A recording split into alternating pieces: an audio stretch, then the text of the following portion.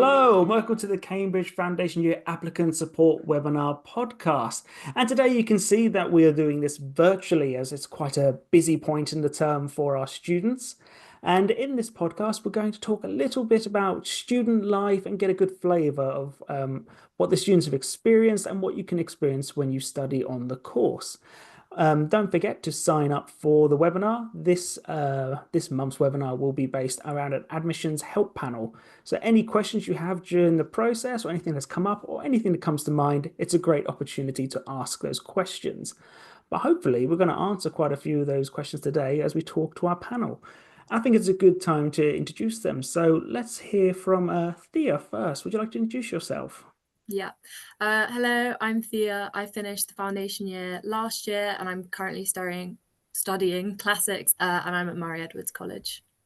Fantastic. And we are also joined by someone who is part of our current cohort. So he is in his first term. Would you like to introduce yourself, Ollie? Hi guys, my name's Ollie. Yeah, I'm currently doing the foundation year and I'm at Fitzwilliam College. Amazing. So as we were talking just before we started the podcast, a little peek behind the curtain, neighbours in your colleges, which is a great thing. Yeah. So we'll stick with you for the moment, Ollie, and then we'll ask Thea what her view is on this. What was it like studying, or what is it like studying the foundation year? How are you finding it? Yeah, it's a lot different to A levels. I'd say it's kind of I would say actually a lot more fun, right? So you get to choose out of a set of papers. You choose three for the first term. And they're quite wide range. They're very different. So I don't think there's really like you can't be struggle for choice. Like there's things you enjoy to do. And the way it works is you have one lecture, one seminar, and one supervision per paper. And yeah, I've really enjoyed it so far. You spend a lot of time at the place called West Hub. It's a great environment. Everyone's actually kind of happy to be there. It's a lot different to my level experience where I kind of have to pull myself out of bed every morning to go to school. Right now, I'm really enjoying studying, and there's all different things you can do. But it kind of brings in all different kind of areas like archaeology, history, politics. So yeah, Is really good. there a particular area at the moment, Ollie, that you're enjoying a lot? Yeah, so there's one paper called King in the Car Park, and it's more focused on archaeology, kind of history. And these are two things which I didn't do at A levels and wasn't really interested in at all. But I'm really enjoying it right now. And it's kind of what I found so good about the foundation year so far is that it gives you the opportunity to go down avenues which you never would expect yourself to go down. And that's what I'm kind of doing right now. It's actually kind of really messing me up because it's making me think like differently about what I want to go on to do in the future. That's amazing. It's good that you're getting quite a varied experience, lots of different subject areas, so giving you quite a good grounding. And off the back of that, I'd like to ask you, Thea, how did the course structure prepare you for your undergraduate degree? Ooh, very good question. So I think like anything, it's like just like Ollie said, it's a big step up from A levels, and it kind of teaches you the skills that you need to thrive in a Cambridge degree.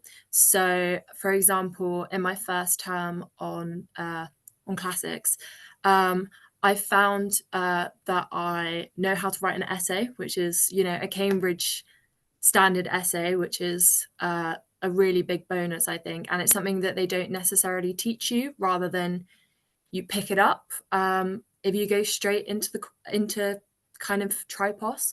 Whereas on the foundation year, they teach you those skills kind of from the get-go. So kind of coming in, knowing how to reference properly, knowing what sources I need to be using, knowing how to write a good, solid academic essay is fantastic. And also, I think the other biggest thing would be having, had the opportunity to get used to the structure of supervisions. It's just so invaluable because I think supervisions can be quite daunting, but when you've kind of had them on the foundation year first, where they're very, very enjoyable, it kind of makes it less daunting, I found, to go into my classic supervisions. And it means I've been able to enjoy the process a lot more because I know what to expect rather than being kind of scared about what I might say. Yeah. That's a good thing. It kind of leads me neatly on to my next question, which I'd like to ask Ollie as he's currently experiencing it. How are you finding the academic support and helping you transition from A level up to university or foundation year? Yeah, you know what? Honestly, it's actually amazing, and I'm not getting paid. I'm not getting paid to say this, but it actually is so good. You know what? I'll say that the whole teaching, like the whole teaching support, they're really eager to prepare you for the next year. You know, I'll be completely honest. Like I was really worried about writing my first essays, and you know, it's not like how you write an A-level essay, and they kind of say it. And to me, I was like, oh, I finally got good at writing an A-level essay, and now I've got to kind of forget that and do the Cambridge essay. And they walk me through it. They give you plans. They like talk to you. You know, they're more than happy to kind of set outside the time that they already give you to have a conversation with you and to walk you through it. For me, a big adjustment because of the disabilities meant that in sixth form I missed a lot of school, and actually the adjustments they make for me now is that I'm actually able to go in a lot more than I did previously, and the amount of help they give you is that okay, if I have to miss a day, the teachers will reach out and they're actually more than help, more than happy to kind of support me catch up on that work. So the support system is more than amazing. I can't thank them enough, really. Fantastic. Just to pull on that thread a little bit, when you raise these sort of issues, have you spoken to the ADRC, the central team, or have you just spoken to people on the course? How did you go about talking about getting assistance or help with issues you may be having? Yeah, so when you apply for the foundation year, they kind of ask you, do you have disabilities or is there a reason why you might need support? And when you fill it in, as you go through the process, you get contacted by the ADRC, likely by someone called Deb who works for the foundation year, and you kind of walk through it and you kind of discuss areas which you think you need help. And actually, what happened with me was that they pointed out a lot of areas I didn't even think I needed help, but actually, once they pointed out, it made so much sense. So for the first time so far, it's been kind of me working with the ADRC and the foundation year team, intersectionally in a way that so if I don't feel great that one day, the ADRC might come to me and say, or someone at the ADRC, sorry, might come to me and say, maybe you should take a couple of days off, maybe you should take a rest, and then we'll help you contact the foundation year team. And the foundation year team have been amazing with it. They've not moaned once. They've kind of been okay. Let's do what's best for you. So yeah, there's a lot of different support networks, and actually they all intertwine. It's not like it's separate where you have to talk to one and then let the other one know. They talk to each other, which is really nice. That's fantastic. It's great to know that there is that sort of support and that network seems to be working. And I'm sure Deb will be very happy for the shout out on the podcast because Yeah. I know it's a passion for hers. So that's a fantastic thing to hear.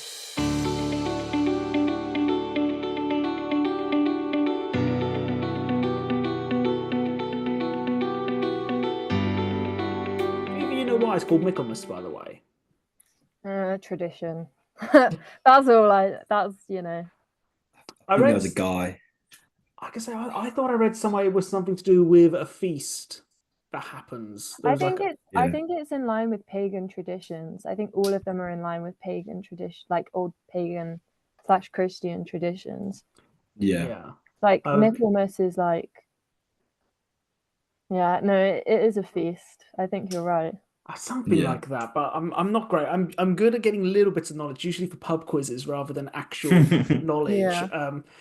But yes, I remember going on a tour of Cambridge, and they were saying about all the pagan traditions and how much of it is to do with the pagan traditions.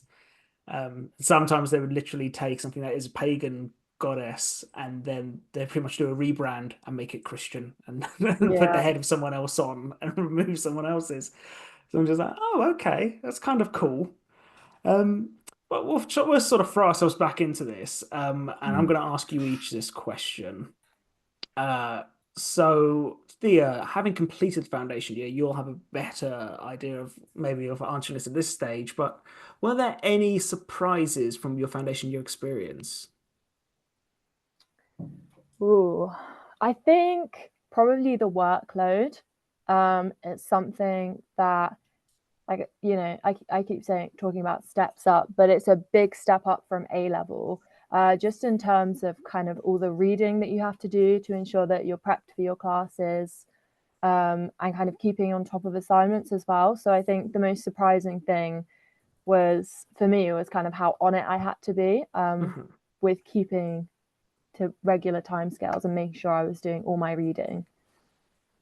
Okay, and so far, Ollie, what is the biggest surprise you've had on the foundation year to this stage? There's two which pop out to me. One is what Vid just said, the workload.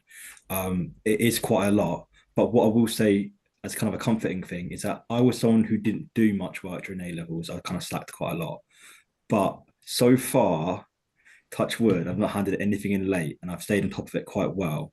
It's like you have to obviously limit yourself, and you've got to know when you've got to pack it in and go home and do your work. But it's not been easy. But if you like I said, if you're able to balance that and you're able to find yourself like a healthy work, personal life balance, it is doable.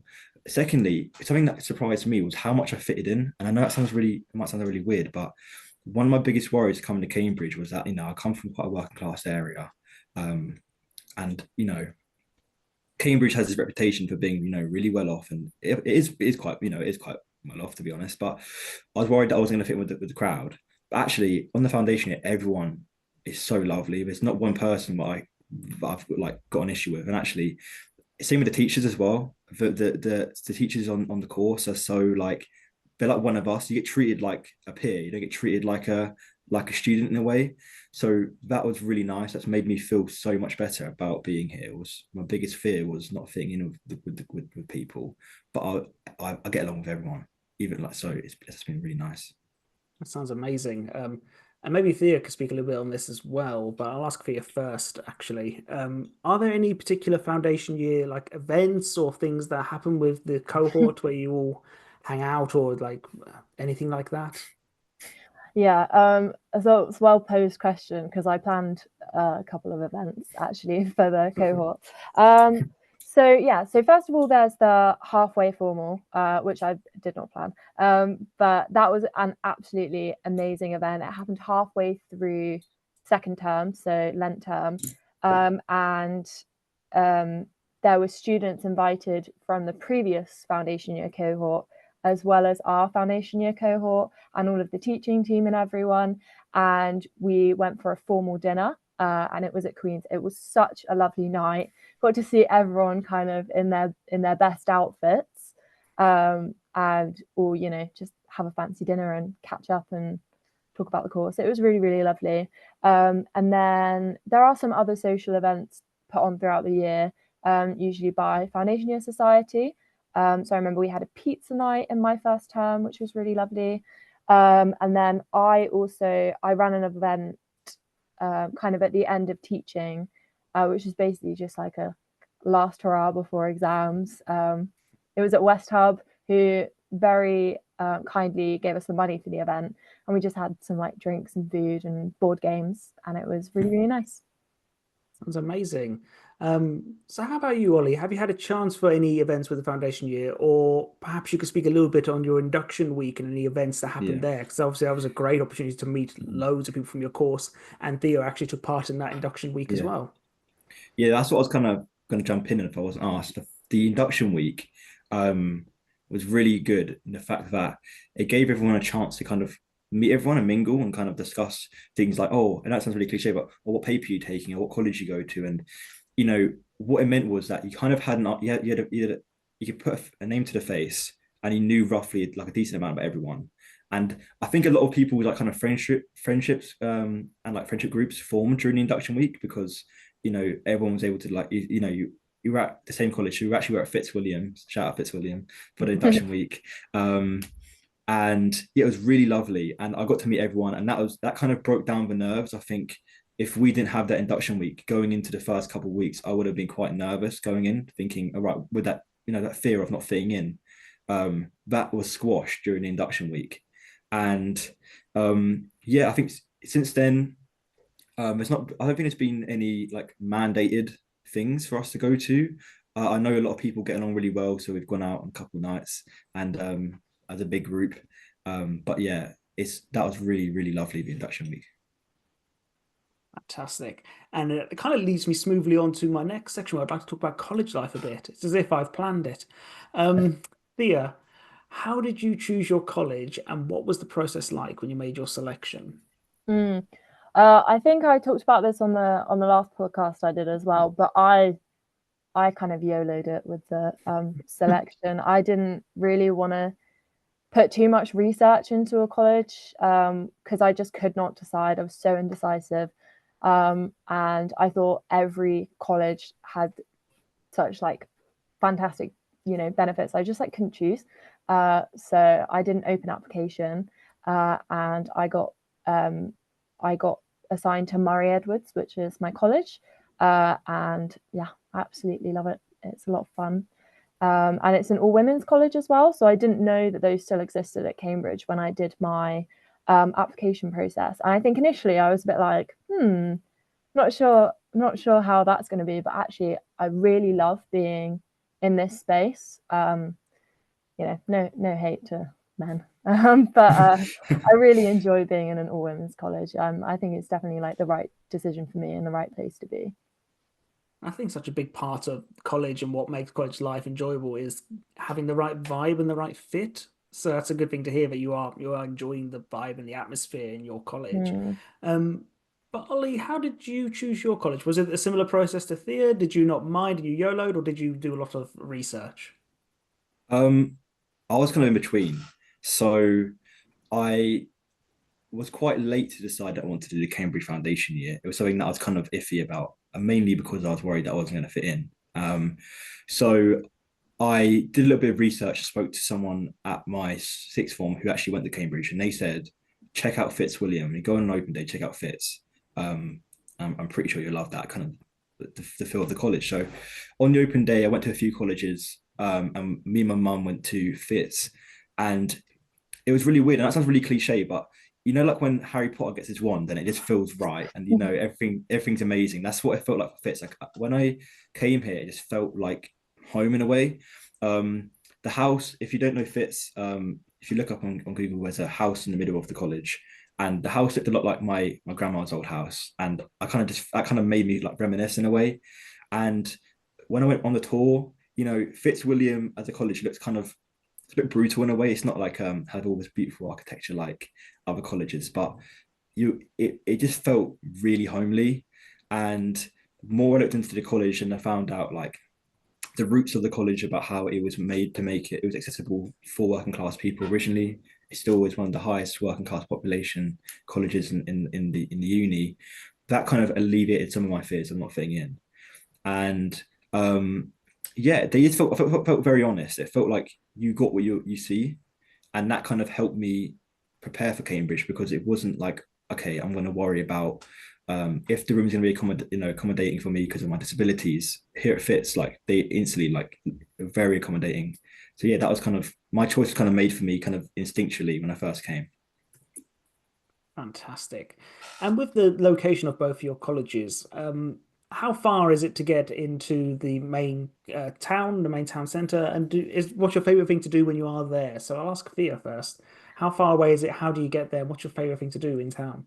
So Murray Edwards and Fitz, we're both hill colleges, which means actually we get a lot of stick for being far away from town centre. But actually, it's about a 10-minute walk into town centre, and I think that kind of idea of being very far away comes from the fact that all of Cambridge is so close together, and most stuff is in central. So it's very close. It's a very close walk into town. And it's a lot closer to West Hub for the foundation year than a lot of the central colleges. So it's really close to town centre. And I remember kind of a lot of social stuff goes on in town centre. So it's nice to be fairly close, but it's also a nice walk up that basically the only hill in Cambridge. So can't complain. I think that is an amazing point as well, that it is sort of, I think it's that perfect balance between being close to West Hub, but also close to the town. Because it's sort of like a halfway point almost. So like I think that's really useful. And also you will spend a lot of time as students in West Hub studying, and it's a really nice place to be. And the staff at West Hub are fantastic. I do like going down for the food down there, and also the bar just in the corner is quite a nice place to be as well. How about you, Ollie? Is there a thing about Cambridge Town, Cambridge City Centre that you really enjoy? Is there anything you like to do in Cambridge? For me, I really enjoy going to something called the Cambridge Union. If you don't know what it is, it's a debating. It's like a big debating thing in Cambridge. It's like, I don't know if it's a debating society or not, but I'm pretty sure it is a debating society. And every Thursday they hold debates in it's in town. It's kind of close to the Fitz. It's on like the side closest to us. So every Thursday night I'll go down there for a couple hours and watch the debate. And that's really, really interesting. For me also, like going to town, obviously there's a lot of colleges there, so you've got friends you kind of have to go to town because they're, but it's just like Fia said, there's a stick around, or it's a Hill College, it's so far away, we're not going to walk there. So we I think as a Hill College member, we always have to make the trip ourselves. But no, it's not too far for a walk. With my disabilities, I think I've had to be a bit more careful with days I go out. Obviously it's getting colder now, so I kind of work around the bus times. But it's also like, and there's also something called like Voice. It's like a Voice scooter or an e-bike you kind of get, and you get use those to get to town to like £1.50 each to get from here to town. Yeah, so it's not as far as people make it out to be the Hill Colleges, but it's the big bonus is we're very close to West Hub. I can leave about 15-20 minutes to go, and I will get there on time. So that's really useful. I think it's worth saying as well, the location of every college has its own benefits. So, you've got me and Ollie on here who are like, proud Hill College people, but everyone will kind of, every college has its own benefits based on location. So yeah, definitely. It's worth saying. That's great advice. And also, I guess the one downside, Ollie, is there's no excuse for you not turning up to the West Hub because it's only around the corner. So if you do miss too many seminars or supervisions, they'll be all over you. Definitely, I think that's really good. I like that.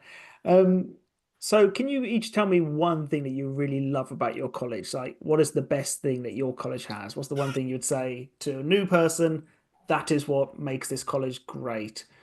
I'll let whoever wants to go first go first. I can go first. Go on There's then, Ollie. two. There's two. There's one that's really trivial and one that's really good.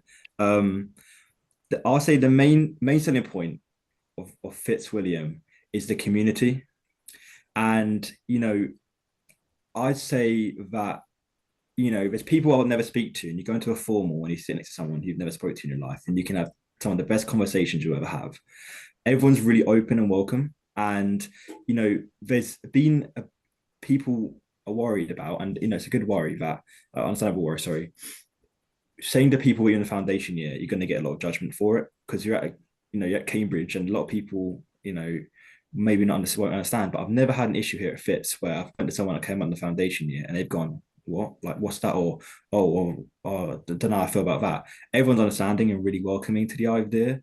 And the staff are so lovely as well. Like, genuinely, all the DOSers, all the tutors and teachers I've spoken to, they really are welcoming.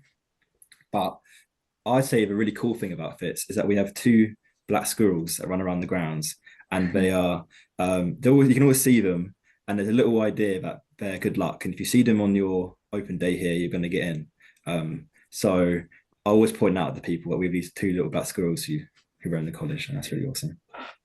It's amazing, and I'm glad you brought those up because I saw them the last time I was staying Fitz. So I was like, "Oh, it's amazing! I've seen the squirrels." How about you, Thea? What would be like the one thing, or maybe 2 things that are amazing about Mary Edwards? I think I'm gonna have to say the dome, which is kind of the pièce de résistance of the kind of main building. It's this amazing dome that's that we have our formal halls in, and that we have a lot of events and stuff like that. But it's less kind of about the architecture, despite the fact that it's amazing, and more about the motto that goes with it, which is that dome is home. So I think that's really, really nice. I just absolutely love it. And I think, again, that kind of ties into what Ollie said about community. Like, the community here is so amazing. And it's just something I really enjoy. So yeah, the dome and community. I love that. And dome is home. I like that a lot. So a lot of people listening to this, a lot of the students listening to this will be preparing their applications, perhaps thinking what they should be including, what super curricular activities will be useful. Perhaps I'll start with Ollie. Is there a super curricular activity that you participated in that you felt really helped prepare you or enhanced your application? Yeah, I think it's difficult, right? Because every the way if I did it was I wrote about doing politics and social anthropology. That was what I'd if I wasn't going to come here, I would like to have done at other universities. And every kind of subject you're going to do, you're going to write about different things. But for me, what I would say is just be honest on the thing and write about things you actually have done. Don't say you've done things that you haven't done because they're never you're going to stand up like a sore thumb when they ask you about it. So when I talk about politics, for me, I created the debate society in my sixth form, so I wrote a lot about that. But if you're listening to this, you're probably in the second year of sixth form, so you might not have too much time to go and catch up on extracurricular things if you haven't done them. I think talking about the reading you've done is really interesting because it kind of shows you're interested in the topic. You know, being able to say you've read numerous books kind of helps the college, the Cambridge and the college know that you've took a lot of time to think about this course you're wanting to take. But yeah, I wrote about the debate society, but also I'd also say that it's really interesting and cool to talk about your life, like personal life. Like I wrote a bit about my work. I worked as a social worker, and the colleges, if you don't know, the college chooses you. If you do the college isn't. That's the people who say come to Cambridge, not necessarily the university themselves. So they want a community member. They don't just want a student. They want someone who's going to be like a crucial part of their community. Someone who's like, who fills the boxes outside of just a student. So writing about the job you've done or maybe some volunteering you've done, I think that would really help and go a long way. It might not seem relevant at the time, but when I spoke to my DOS about it, she said that's quite a crucial thing to say because it makes you feel more, it humanizes you in a way. It's not just a number, you're someone who does all these different things. So yeah. That's amazing. And how about yourself, Theo? Is there anything that you can think of, any supercurricular activity that you included that you felt really enhanced your application or you felt left you in a good position for the foundation year? Yeah, so I was unfortunately a little bit limited in terms of supercurriculars because I had just come out of COVID when I was applying for the foundation year, which meant that a lot of things were kind of shut down over the time that I would have been doing kind of super extracurricular activities. So yeah, I did focus a lot on my reading and my subject choice in the personal statement.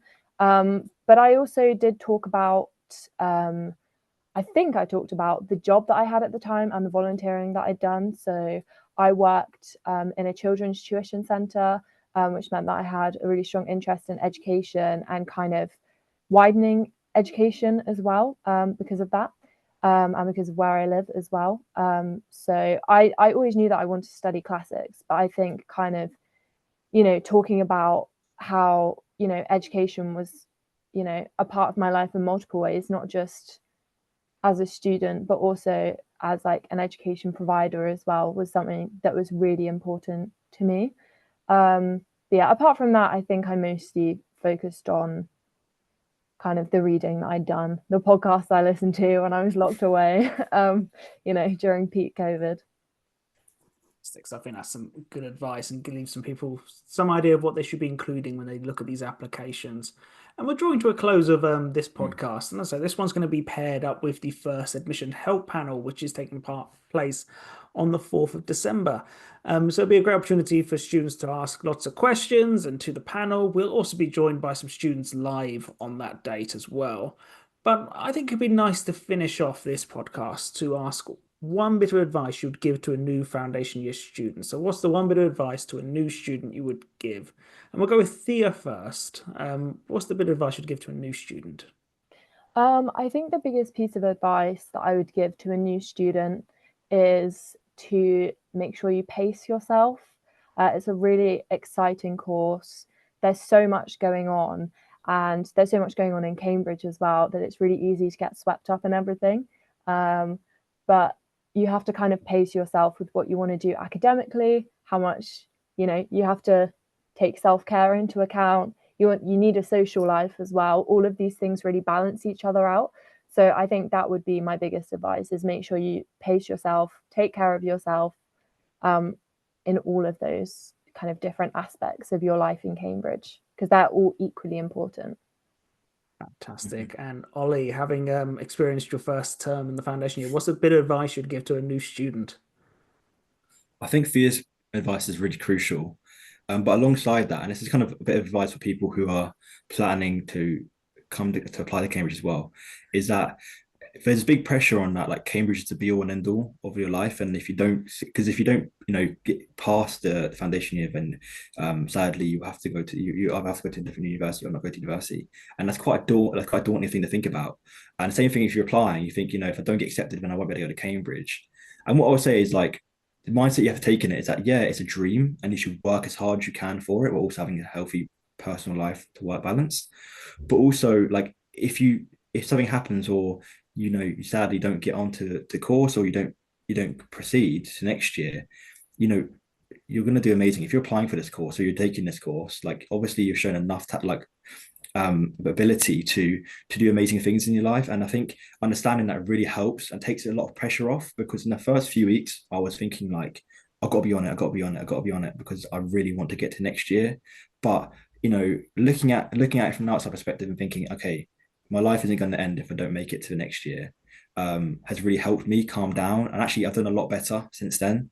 So realizing that, I think, is really crucial, and will help you a lot.